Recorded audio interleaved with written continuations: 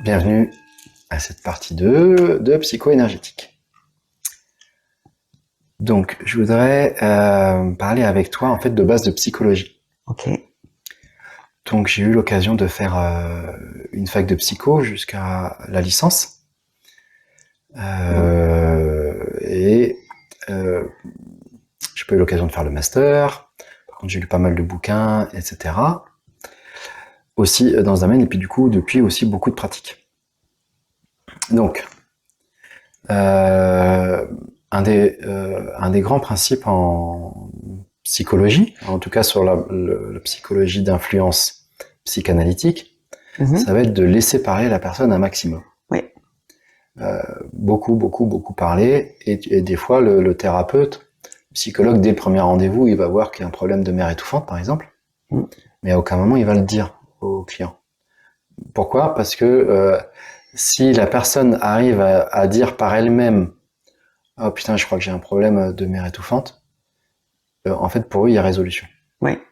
Donc, ils vont pas expliciter ça, en fait. Alors du coup, par contre, ça peut durer 20 séances. Avant qu'elle le découvre. Avant que la personne arrive à le dire par elle-même « J'ai un problème de mère étouffante, ma mère est toxique, etc. » Surtout 20 séances où tu déposes. Ouais. J'en reviens pas que les gens arrivent à quand même s'en rendre compte à un moment donné, quoi. Bah, on est très fort pour les dénis. On est très fort. D'accord. Moi, ça m'étonne pas plus que ça. Donc, du coup, nous, en psycho-énergétique, on va prendre le contre-pied de ça.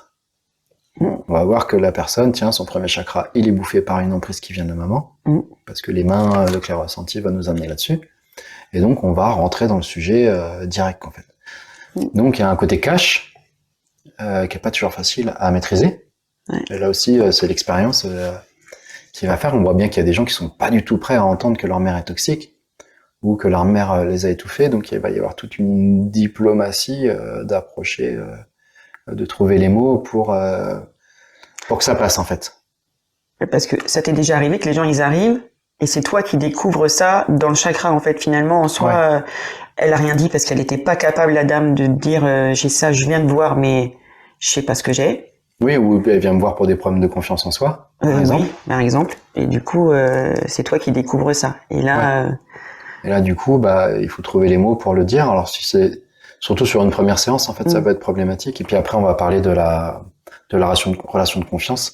Et donc, si t'as pas bien établi ta relation de confiance, que la personne elle est encore un peu bancale, qu'elle sait pas trop qui t'es, que bah ça va plus t'es, tu vois ce que je veux dire. Plus t'établis cette relation de confiance, plus ça va être fort et plus ça va être facile d'amener des sujets un peu délicats. On va en reparler un petit peu après, mais en psycho-énergétique, c'est un petit peu tout l'art de mettre des coups de pied dans le cul, et de doser son coup de pied dans le cul pour qu'il soit pas trop fort, et de bien le placer sur la fesse gauche et pas la droite. Mais du coup, c'est quand même ça, et c'est ça que les gens viennent chercher en fait aussi, souvent chez l'énergéticien, c'est quelqu'un qui va être capable de leur dire mais non, mais ton problème il est là, quoi. Il est là et en même temps on le traite. Voilà. La différence pour moi, je trouve, qui ai vu des psychologues ou des enfin voilà, peu importe, mais je trouve vraiment que c'est la thérapie qui aide vraiment parce qu'on soigne en plus. Oui. On va voir vraiment la cause, quoi. Tout à fait. Donc, je vais continuer de t'expliquer quelques principes de psychologie. Je voudrais t'expliquer qu'est-ce que c'est que la méthode psychanalytique. En tout cas, dans la méthode freudienne. Finalement, c'est quelque chose qui s'explique assez simplement. Et des fois, on se demande pourquoi tu as besoin de 5 années d'études pour être psychologue clinicien, en tout cas d'influence psychanalytique. Et quand on regarde, à un moment, je suis tombé sur des textes sur les fondements de la psychologie à l'université. Ils étaient très emmerdés parce qu'ils pouvaient pas donner des diplômes de psychologue à des jeunes de 19 ans. Mais en fait, le plus gros du contenu pourrait presque s'enseigner en une année, quoi. Donc, ils ont pensé une formation longue. Bon, après, il y a plein de trucs intéressants. Mais bon. Et du coup, la méthode psychanalytique, tu vas voir, s'explique en quelques secondes, enfin en quelques minutes. Donc, il y a d'abord un cadre. Le cadre prévu par Freud, c'est la personne va plutôt être allongée sur un divan, dans une position très confortable, qui va amener du relâchement, et le thérapeute est assis derrière le patient. Le divan. Et du coup, le thérapeute voit le patient, mais le patient voit pas la thérapeute. Donc ça, c'est un peu le cadre. La durée des séances, c'est assez variable d'un praticien à l'autre. Et puis, du coup, le thérapeute va avoir toutes ces étapes dont on a déjà parlé, mise en confiance, tout ça, etc., et écoute de la problématique. Et après, va lui proposer une méthode qui s'appelle la libre association. Et il va essayer d'inviter la personne à dire tout ce qui lui passe par la tête, d'avoir aucun filtre entre sa pensée et sa parole. C'est-à-dire vraiment tout ce que me traverse, là, je à l'instant T. À l'instant T. Tout ce que tu dis, tu dois le parler. C'est pas en lien avec un mot qu'il aurait pu dire ou... Si, justement, attends, je vais rebondir là-dessus. Mais dans un premier temps, d'abord, il doit parler tout ce il doit déblatérer tout ce qu'il traverse. D'accord. Tout ce qu'il traverse, dans la mesure du possible. Alors, évidemment, pour certaines personnes, c'est un peu compliqué, mais on essaie d'installer ça. Et du coup, la libre association, en fait, dans le discours de la personne, tout le principe du psychanalyste et la finesse de son analyse, ça va être d'attraper certains éléments du discours de la personne et lui demander de rebondir là-dessus en faisant une libre association, en rebondissant librement. Je vais te donner un exemple. La personne, elle est en train de dire je me revois à table, au repas de famille, là je me revois, j'avais 5 ans, tout le monde parlait, et puis moi je trouvais pas ma place là-dedans. Et j'étais pas bien sur ma chaise, et du jour au lendemain, ça m'a paru. Et là, je sais pas, le psychanalyste, il dit tiens, chaise, il y a quelque chose avec la chaise là. Et il va dire je vous invite à vous arrêter. Je voudrais que vous fassiez une libre association sur chaise. Vous voulez bien rebondir là-dessus, chaise. Ah oui, ça me fait penser à tout ce qui est carré, la rigidité, la droiture. Toujours assis sur ta chaise. Et hop là. Et on déroule, on laisse parler, on déroule. Le principe sous-jacent, c'est qu'au bout d'un moment, l'inconscient parle. Si tu arrives à être no filtre, si tu trouves les bons éléments pour rebondir, l'inconscient parle et on finit par voir qu'est-ce qui se passe en fait. Mais là, c'est souvent les psychiatres qui font ça ou c'est les psychologues? Là, c'est vraiment... Alors là, je parle vraiment de la méthode psychanalytique, donc c'est des psychanalystes, et puis certains psychologues sont de formation de branche psychanalytique. En fait, chez les psychologues, il y a plusieurs branches. En gros, tu as tout ce qui est d'ordre psychanalytique avec différentes influences, parce qu'il n'y a pas que Freud, tu vas avoir Lacan, tu vas avoir Dolto, tu vas avoir... j'ai oublié celui qui s'occupe beaucoup des enfants, là. Bref. Chacun leur branche. Voilà, avec des méthodes et des petites nuances un petit peu dans la pratique. Tu vas avoir la deuxième vague, parce qu'on a, je dis pas trop de bêtises, où tu vas retrouver tout ce qui est les TCC. Les thérapies brèves, donc j'appelle ça thérapie brève, parce qu'une psychanalyse, ça dure 5 à 10 ans.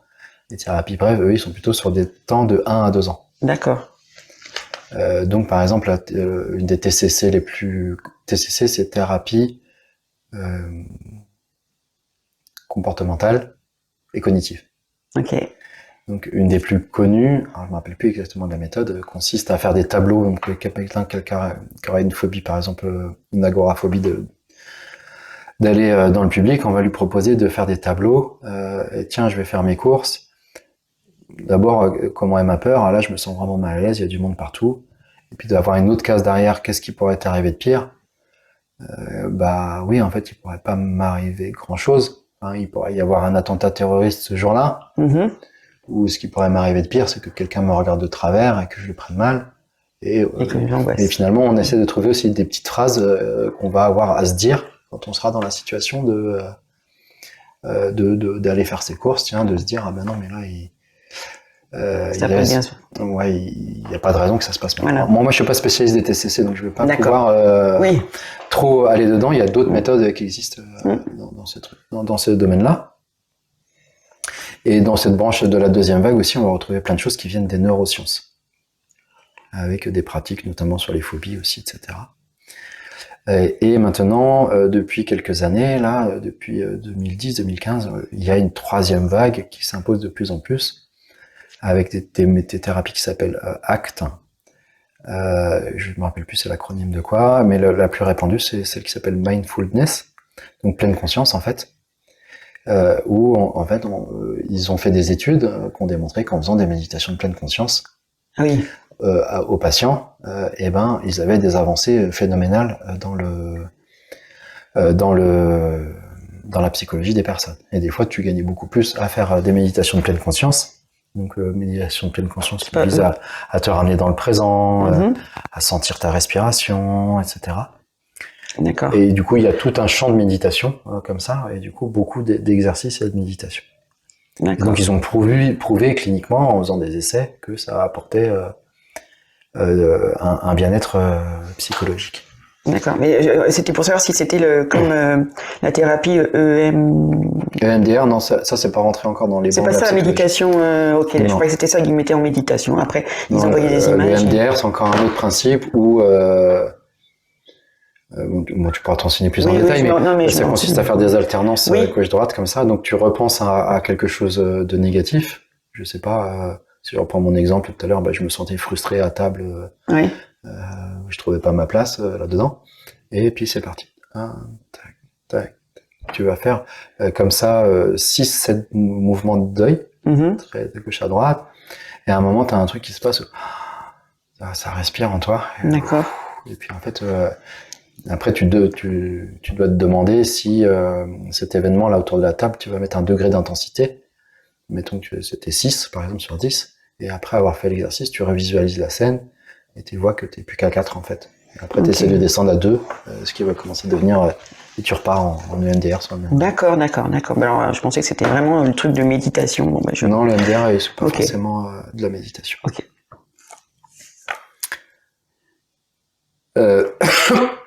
Ouais, du coup, je t'ai amené un petit peu loin. C'est pas grave, on a parlé de plein de trucs, de tout ce qui se fait dans le domaine de la psychologie. Bon, après, il y a plein de trucs, et il y a plein de branches à la psychothérapie. Tu vas retrouver de la gestalt thérapie, de la psychosynthèse, il y a plein de trucs qui existent, la sophroanalyse, et puis évidemment tout ce qui relève de l'hypnose, etc.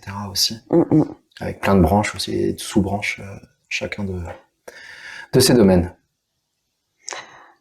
Alors, donc ça c'était, à la base je te parlais de la méthode psychanalytique. Ça va pour toi ? Oui. Évidemment dans la méthode psychanalytique j'en ai pas parlé, mais il y en a pas mal qui utilisent les lapsus. Donc, par exemple, tu vois, au lieu de dire perte, alors j'ai dit pierre. Ouais. Tu vois, ça aurait fait rebondir le thérapeute qui lui aurait demandé à la personne de demander, tiens, qu'est-ce qui se passe à ce moment-là. Et puis, aussi, il y a certains qui sont très branchés interprétation des rêves. Ça c'est vrai que c'est quand même... En méthode freudienne, ça consiste principalement à comprendre qu'est-ce qui se passe. Mettons que la personne elle est rêvée d'une chaise, par exemple, justement. Et ça va être de lui demander de faire de la libre association sur chaise pour voir qu'est-ce que ça représente. Donc pour Freud, les rêves représentent des désirs refoulés. Ok. Et donc il s'agit de voir de quel désir il s'agit et de comprendre qu'est-ce qui se passe derrière ça en fait. D'accord. Alors, du coup, il y a d'autres branches dans l'interprétation des rêves, notamment toute la branche des symboles. Par exemple, si tu rêves d'un serpent, on va dire que le serpent c'est phallique, et que du coup il y a un truc de sexuel avec le sexe masculin, par exemple. Je suis pas spécialiste non plus de tout ça, mais j'ai un guide d'interprétation des rêves qui vient me voir des fois, une chimère. Je demande souvent moi aussi à mes guides des rêves aussi le soir quand j'ai vraiment besoin d'une réponse. Qu'est-ce que ça voulait dire? Voilà, qui m'accompagne dans la nuit pour que le lendemain matin je m'en souvienne, et c'est assez efficace. D'accord. Je vais te parler du coup d'un autre truc qui vient de la psychothérapie, la notion de contrat thérapeutique. Moi. Alors, il y a 3 points qui se recoupent un petit peu aussi. Donc la notion de confiance, la notion de respect et la notion de confidentialité. Donc la notion de confiance, il va vraiment falloir que si je te reçois là aujourd'hui, que je sente que je te mets en confiance, que tu peux tout ouvrir à moi.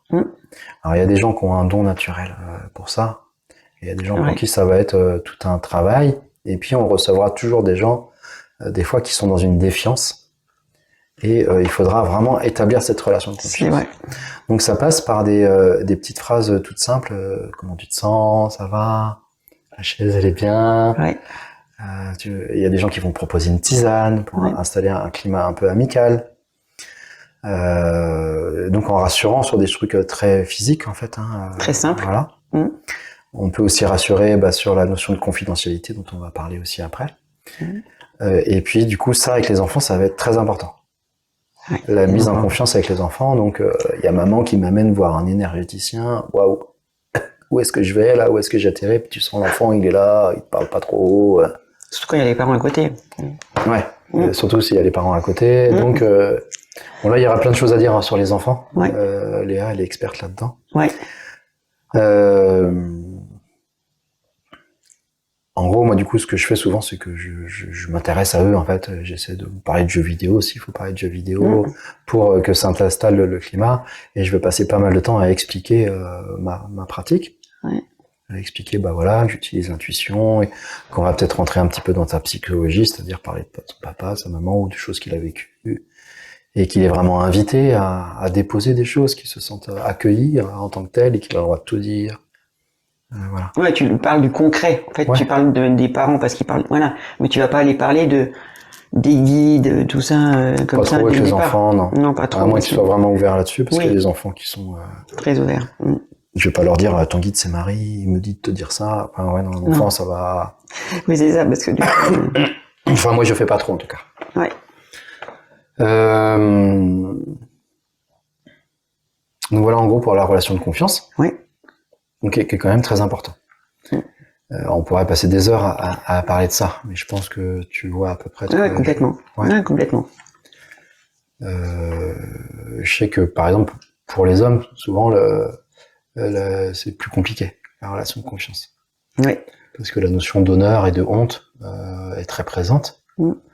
Et donc du coup, je sais pas, il y a des sujets qui fâchent. Parler de masturbation, c'est compliqué. Oui. Et pourtant, dans la psychologie des hommes, la masturbation, c'est un truc. Enfin bref.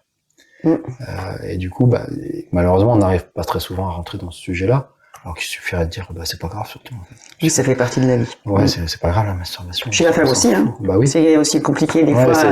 Mais ouais. Il y a des tabous énormes. On pourrait parler d'autres tabous. La fierté, comment je me place par rapport à la fierté. Ouais, c'est ça. L'ego. Ouais. D'avouer qu'on en a marre d'être fier, de porter des trucs. C'est l'image que souvent les parents, les grands-parents ont dit, c'est sale, c'est pas bien, on parle pas de ça en public, on fait pas ça. C'est inculqué dans les gènes, hein, c'est comme ça. Donc c'est compliqué.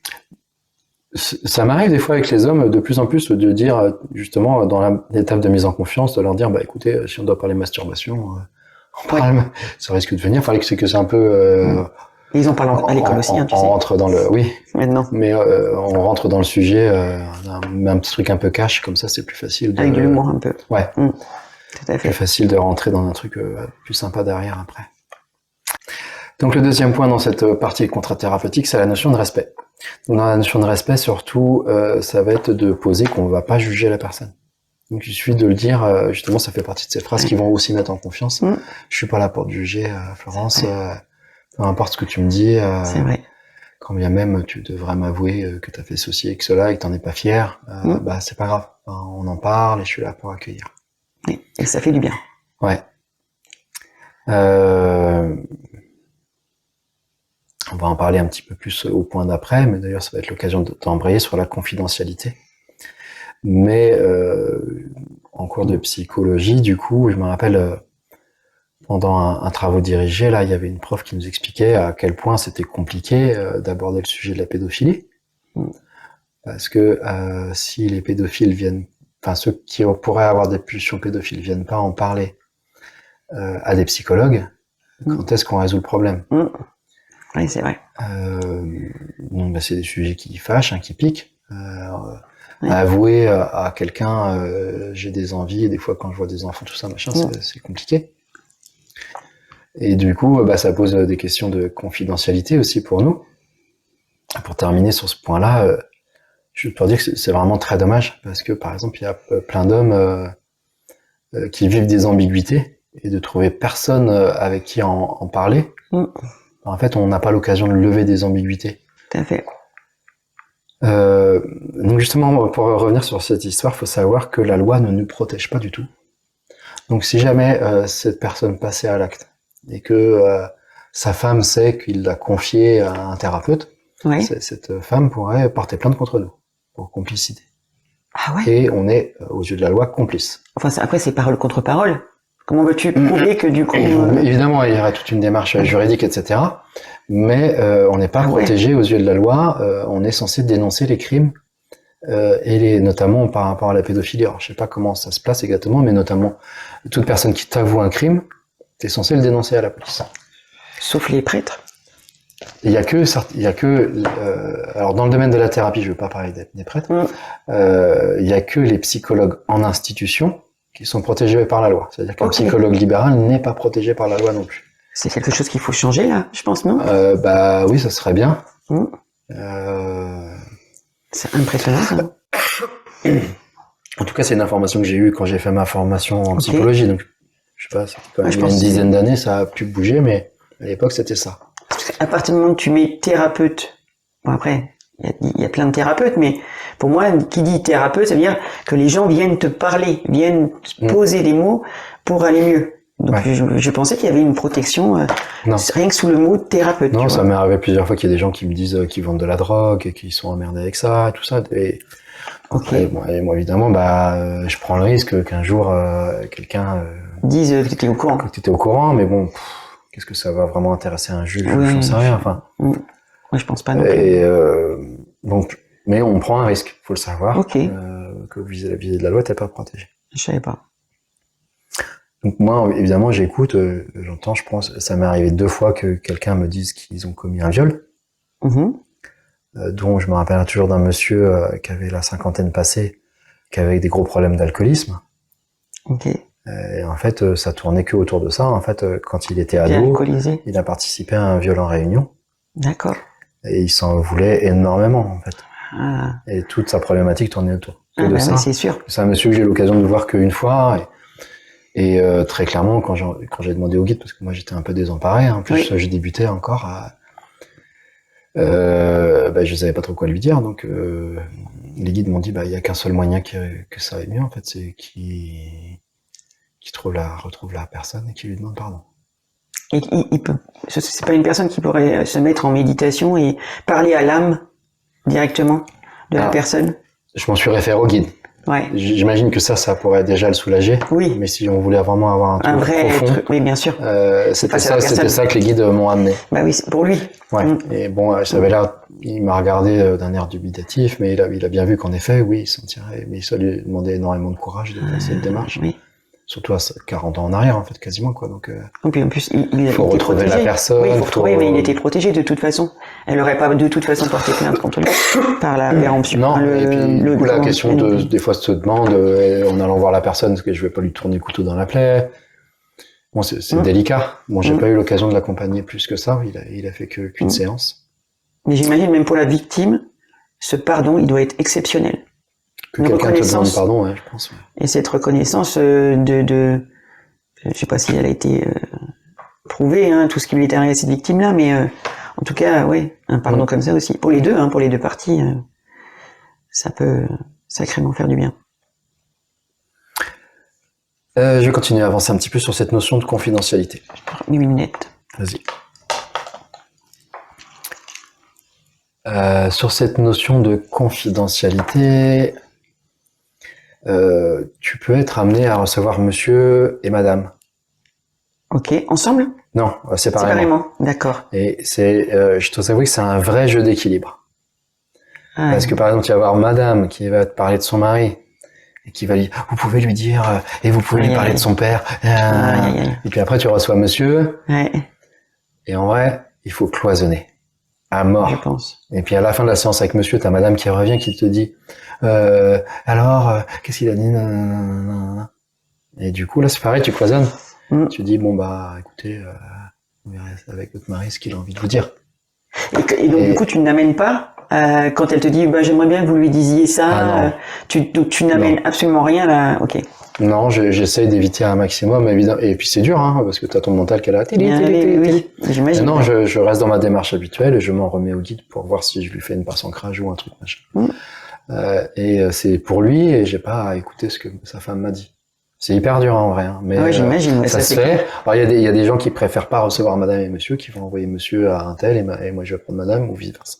Ou les deux en même temps. Ça c'est. Moi je fais pas de thérapie de couple, mais ça serait encore autre chose. Oui. Du coup tu vas avoir la même problématique avec les enfants. Parce qu'il y a des séances où tu vas demander à ce que les parents te laissent. Bah ouais, c'est clair. Et puis du coup à la fin de la séance t'as la maman qui revient. Et là, si devant l'enfant, tu déballes tout ce que l'enfant t'a dit, t'as plus confiance. Tu perds la confiance, et à la séance d'après, il ne peut rien se passer. Ouais. Et c'est dur, hein, parce que la maman, elle veut tout savoir. Hein. Ouais. Et puis des fois, l'enfant est plus là, elle te rappelle après. Alors, est-ce qu'il vous a parlé de ci Tiens, si je prends un exemple, tiens, pipi au lit à 5 ans. Et puis du coup, dans la discussion, tu vois bien qu'il manque d'amour envers son père, que son père n'est pas présent. Et que ça parle que de ça, de câlins qu'il a à avoir avec son papa, qui s'occupe pas de lui, qui est tout le temps à bosser, un espèce de taiseux, on va dire, un truc un peu cliché. Et ben, tu vois, la maman, elle va arriver, elle va vouloir savoir. Donc, c'est compliqué de savoir si je trahis là tout de suite la confiance, et en même temps, la maman, elle peut être un relais pour aller parler au papa. Qu'il serait peut-être temps que c'est lui qui doit venir en séance, en fait, c'est pas son fils. Oui, c'est ça. Ouais. Et là, tu peux faire papa et fils ensemble, là. Tu peux faire papa et fils ensemble. Et c'est l'occasion de dire aussi que, en psychologie, en tout cas tel que moi on me l'a appris, à aucun moment, on convoque. Okay.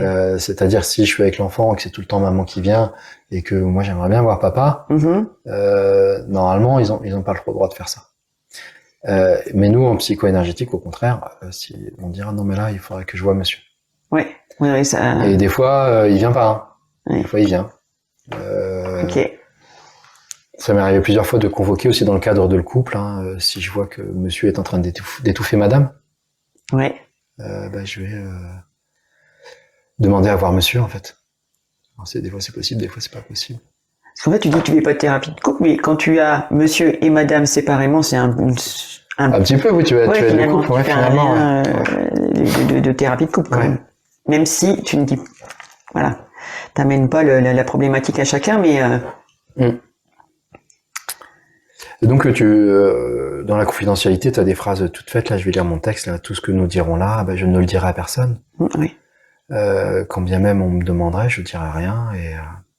Et ce sera à vous de dire ce que vous avez envie de dire. J'ai une question justement. Quand tu disais que, en fait, notre parole pouvait être entendue par la police par rapport à, voilà, quelqu'un nous dit j'ai violé quelqu'un. Est-ce que là, quand même, quand tu dis le texte des mots que tu dis, est-ce que là tu vas leur dire, par contre, si vous me donnez ça, si quelqu'un, non, mais je vais pas le dire. Bah non, parce qu'il va pas le dire du coup. Non, c'est compliqué. Et en même temps, c'est un peu, c'est un peu gênant. Et j'ai eu il y a pas très longtemps un jeune homme que j'ai vu qu'une seule fois, et il m'a dit à demi-mot qu'il avait commis un viol. J'espère qu'il va revenir. Mais ça se voyait qu'il s'en voulait et quelque part, il s'auto-flagellait tellement que il est déjà en prison, en fait. Ça t'est jamais arrivé de dire, quand t'as quelqu'un comme ça, de rappeler quelqu'un pour dire, franchement. De revenir, tout ça. Alors. C'est pas. Là, c'est un cas particulier parce que j'ai sa compagne en thérapie qui vient me voir 2-3 fois l'année. Donc, je vais pouvoir tendre une perche pour qu'elle me ramène son chéri. D'accord. En plus, c'était la démarche à la base. Mais en vrai, pour les hommes, bon, après, des fois chez les femmes aussi, hein, mais l'orgueil est hyper présent et l'idée de confier mes énergies à quelqu'un, c'est hyper compliqué. Alors déjà, pour ces gens-là, faire le pas d'aller voir un psychologue, déjà, c'est hyper douloureux. Et je dis ça en toute humilité parce que moi, j'étais dans cette situation-là. Hein. Tu m'aurais dit, va voir un psychologue. Je suis capable de me débrouiller tout seul. C'est ça, c'est pour les autres, je suis pas malade. Je vais y arriver par moi-même, et c'était une évidence. Hein. Et puis le jour où j'ai fait la démarche de faire une psychothérapie, là, quand j'ai commencé à être thérapeute, je me suis fait, oh putain, pourquoi j'ai pas fait ça plus tôt. Waouh. C'est vrai. Et du coup, encore plus un énergéticien, confier mes énergies à quelqu'un qui va manipuler mon champ d'énergie. Waouh, t'es qui toi là? C'est vrai. D'où tu touches à mon champ d'énergie. Alors quand tu es recommandé par bouche à oreille, des fois ça passe un peu mieux. Bon. Oui, c'est vrai. Après il y a des hommes qui sont ouverts, mais on voit bien que... Et encore, il y en a qui ont des grosses problématiques comme ça, qui savent pas vraiment pourquoi ils sont venus là. Ils disent, bon, j'ai vu thérapeute, je suis rentré, j'ai vu de la lumière, je suis rentré. Ouais. Et qu'en plus, tu vas leur expliquer que, oui, voilà, avec les énergies, on va faire des choses, ils peuvent vite aussi avoir peur. Mais bon, il y a plein de gens qui arrivent ils savent pas ce qu'on fait. Oui, tout à fait. Ils sont là, j'ai vu la lumière. Ouais. Et justement, moi, pour la relation confiance, souvent, je vais expliquer, prendre le temps d'expliquer ma méthode, en fait. Ce qui va être une étape importante. Je pense. Donc, moi, quand je dois résumer la bioénergie en quelques mots, je vais dire ça comme ça. Écoutez, la bioénergie, un bioénergéticien, c'est quelque chose qui est un petit peu dans la lignée des magnétiseurs. À part qu'on a une partie psycho-énergétique, si ça se trouve, il est possible que je me mette à parler d'éléments psychologiques personnels. Et